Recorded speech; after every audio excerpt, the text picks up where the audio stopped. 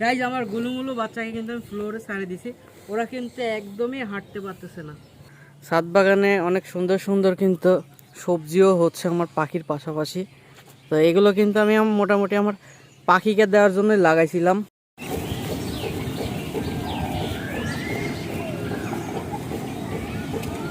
মাশাআল্লাহ, বাট মেঘের জন্য রেইনবোটা ঢেকে গেল গাইজ, এই সাইডে দেখা যাচ্ছে না।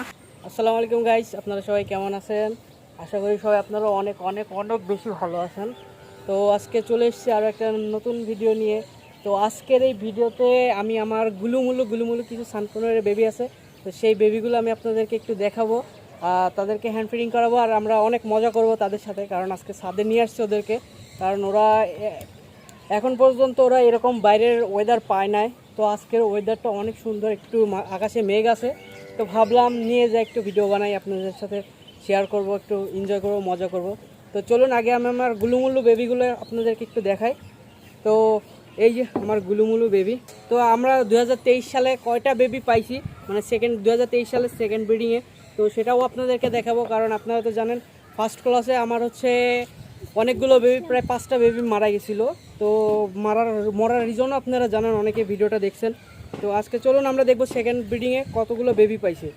তো গাইজ এইটা হচ্ছে সব থেকে বড় বেবিটা, দেখছেন বড় বেবিটা কিন্তু মাশাআল্লাহ অনেক অনেক অনেক হচ্ছে বড় হয়ে গেছে।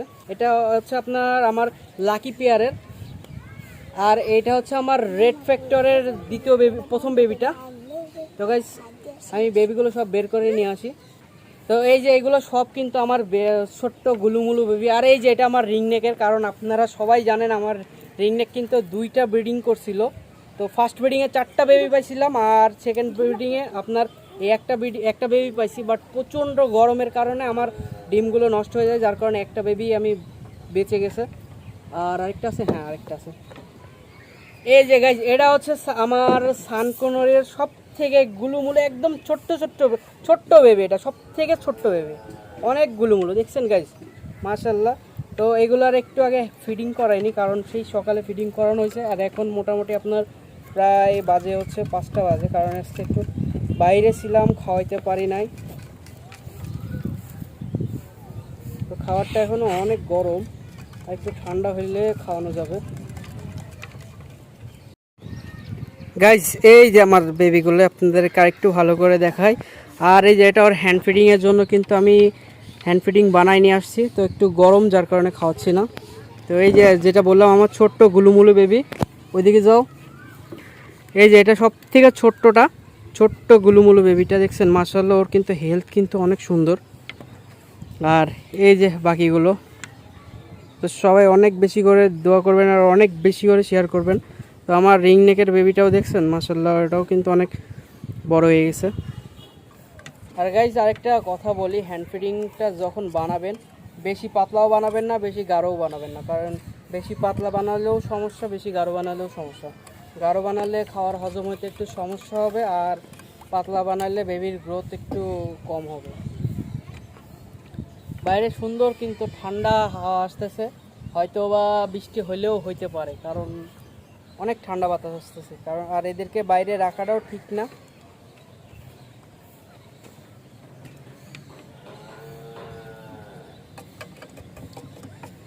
গাইজ আমার গুলুমুলু বাচ্চাকে কিন্তু আমি ফ্লোরে ছাড়ে দিছি, ওরা কিন্তু একদমই হাঁটতে পারতেছে না।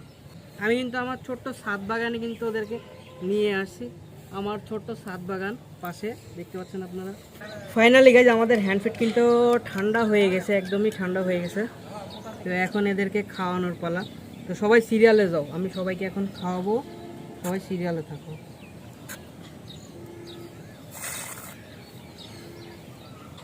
তো গাইস বিসমিল্লাহ বলে আমরা শুরু করি। তো আপনারা সবাই কিন্তু হ্যান্ডফিড করার সময় খেয়াল রাখবেন যেন ওর কর্পে খাবারটা যায়, শ্বাসনালীতে যেন খাবারটা না যায়। দেখছেন ও কিন্তু একদম মানে খাওয়ার জন্য খুবই ব্যস্ত।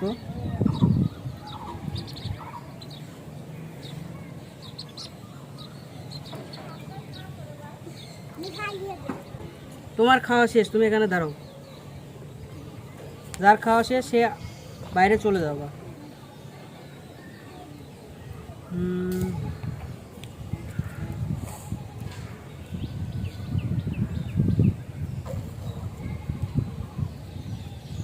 আমাদের রিংনেকের বেবিকেও খাওয়ানো কমপ্লিট গাইস। গাইস আমাদের একদম ছোট্ট গুলুমুলুটা ওইটারে এখন খাওয়াচ্ছি।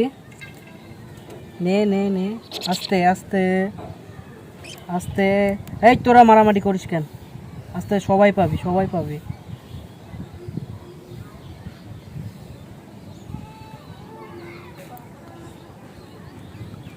এরা আবার দেখছেন, এরা আবার খাওয়ার জন্য এখন বুঝে গেছে আমি ওরে খাওয়াচ্ছি। ও কিন্তু এখন আমার একদম পায়ের কাছে চলে আসছে খাওয়ার জন্য। এখন আমরা এই বেবিটারে খাওয়াবো আস্তে। এটার গায়ে একটা সমস্যা আছে, প্রথমে দিলে নেয় না, ওর মুখে অল্প একটু দিলেও যখন বুঝবে যে আমি ওর ফিডিং করাচ্ছি তখন গাও খাবারটা নিবে।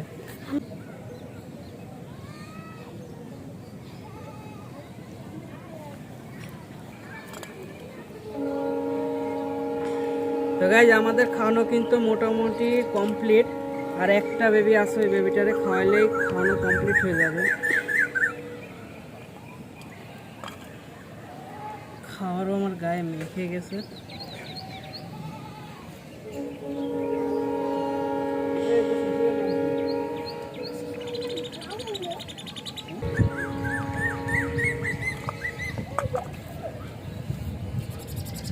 গাইস অলরেডি আমাদের খাওয়ানো শেষ। এখন হচ্ছে আপনার এদের একটু ফটো সেশন চলবে, ফটো সেশন পরে আমরা আবার আসবো।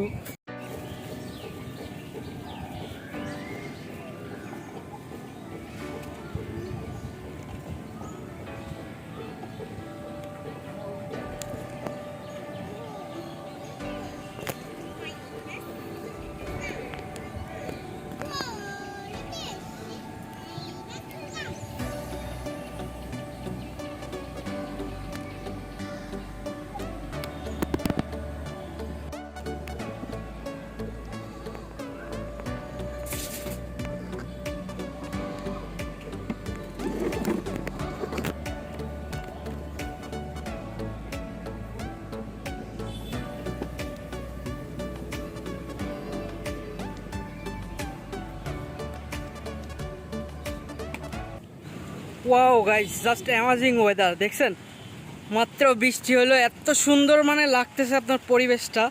দেখছেন জাস্ট অ্যামাজিং। ওয়াও, সূর্যটা একদম হলুদ হয়ে উঠতেছে আবার। Just wow guys.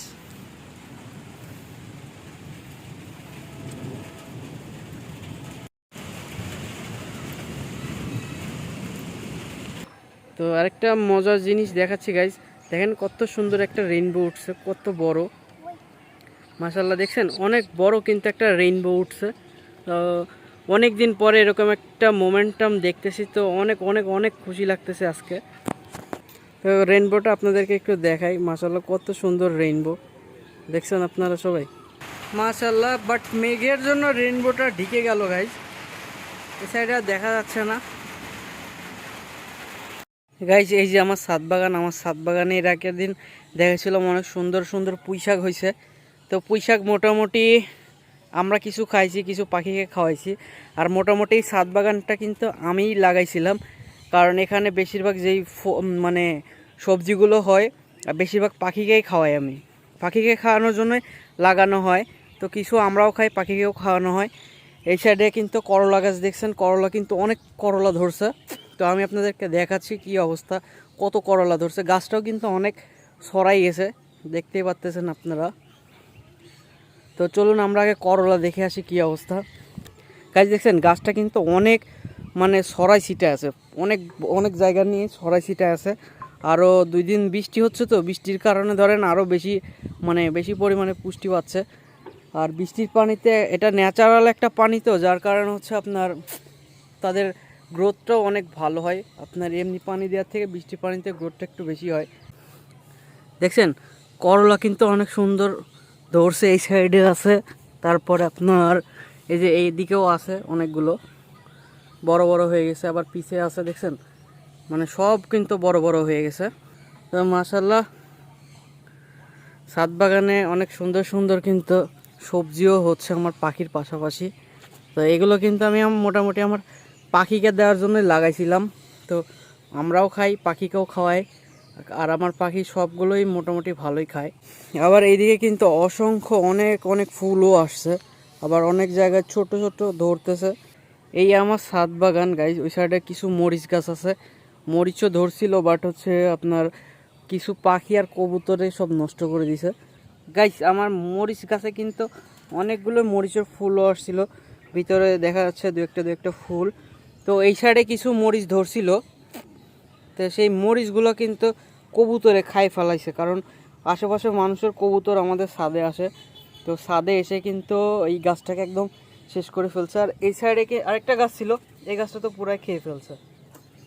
এইখানে আমার কিন্তু পেয়ারা গাছে অলরেডি ফুটে গেছিলো কয়েক জায়গায়, আবার ফুটা শুরু হচ্ছে, কারণ কোথাও কড়ি আছে, কোথাও ফুল আছে, কোথাও পেয়ারা ধরছে।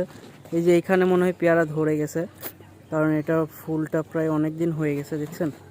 তো গাছটা কিন্তু আগে থেকে কিন্তু অনেক বেশি মানে ছড়াই ছিটায়, মানে অনেক বড় একটা নিচে সুন্দর গোল হয়ে গেছে, আর প্রচুর পাতা ধরছে, প্রচুর ফুলও আসতেছে প্রচুর।